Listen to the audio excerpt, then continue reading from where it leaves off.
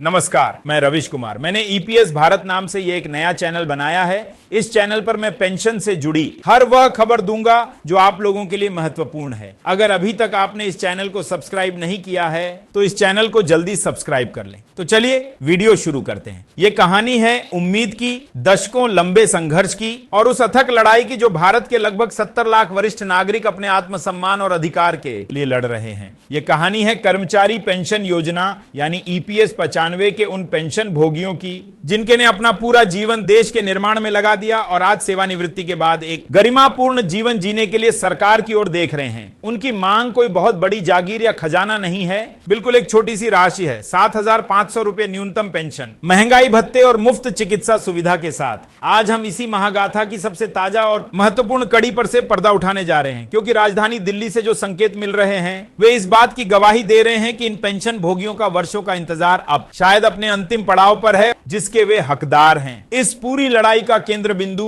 हाल ही में रविवार को दिल्ली में देखने को मिला। उस वक्त जब देश के कोने कोने से हजारों की संख्या में ईपीएस 95 पेंशन भोगी ईपीएफओ मुख्यालय के बाहर एकत्रित हुए। यह कोई सामान्य धरना प्रदर्शन नहीं था, यह उनकी पीड़ा, उनके आक्रोश और उनकी एकजुटता का एक जीवंत प्रदर्शन था। हरियाणा की ठंड से लेकर महाराष्ट्र की मिट्टी तक, पंजाब के जोश से लेकर कर्नाटक की संस्कृति तक और राजस्थान के गौरव से लेकर बिहार की दृढ़ता तक, हर राज्य की मौजूदगी ने इस आंदोलन को एक राष्ट्रीय स्वरूप प्रदान किया। इन पेंशन भोगियों की झुर्रियों से भरे चेहरों पर थकान नहीं, बिल्कुल एक संकल्प था, अपने हक को लेकर रहेंगे। वे सरकार और ईपीएफओ के अधिकारियों को यह याद दिलाने आए थे कि वे देश के सम्मानित वरिष्ठ नागरिक हैं और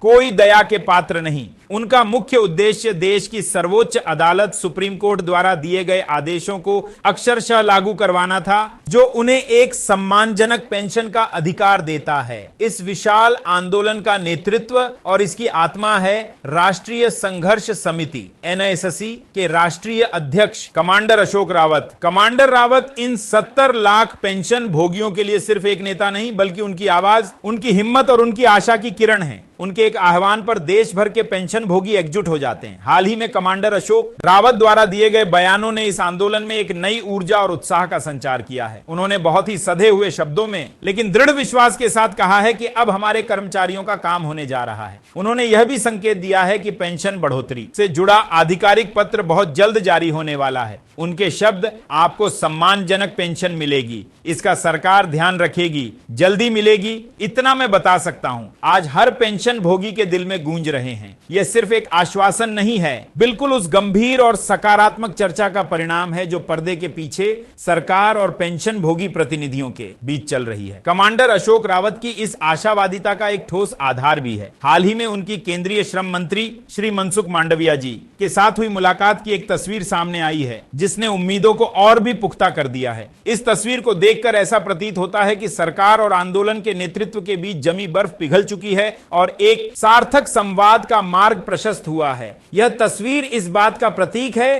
कि पेंशन भोगियों की आवाज अब सत्ता के उच्चतम गलियारों तक पहुंच चुकी है और उसे गंभीरता से सुना जा रहा है। कमांडर रावत ने बार बार इस बात पर जोर दिया है कि उनकी लड़ाई केवल पेंशन की राशि बढ़ाने तक सीमित नहीं है, बिल्कुल यह उन लाखों वरिष्ठ नागरिकों के आत्मसम्मान को पुनः स्थापित करने की लड़ाई है जिन्होंने अपना सर्वस्व देश को दिया है। आइए अब समझते हैं कि यह पूरा मुद्दा आखिर है क्या और पेंशन भोगी क्या मांग कर रहे हैं। ईपीएस 95 योजना के तहत सेवानिवृत्त होने वाले लाखों कर्मचारियों को आज न्यूनतम पेंशन के रूप में मात्र 1,000 रुपए मिलते हैं। आज के महंगाई के दौर में जब दवाइयों से लेकर घर के राशन तक हर चीज की कीमतें आसमान छू रही हैं, तब 1,000 की यह राशि एक क्रूर मजाक से कम नहीं है। इसीलिए पेंशन भोगी मांग कर रहे हैं कि न्यूनतम पेंशन को बढ़ाकर 7,500 रुपए प्रतिमाह किया जाए। यह कोई मनमानी मांग नहीं है, बिल्कुल कई समितियों और संसदीय पैनलों द्वारा की गई सिफारिशों पर आधारित है, जो मानते हैं कि एक वरिष्ठ नागरिक को अपना जीवन यापन करने के लिए यह न्यूनतम राशि आवश्यक है। लेकिन कहानी यहीं खत्म नहीं होती। उनकी दूसरी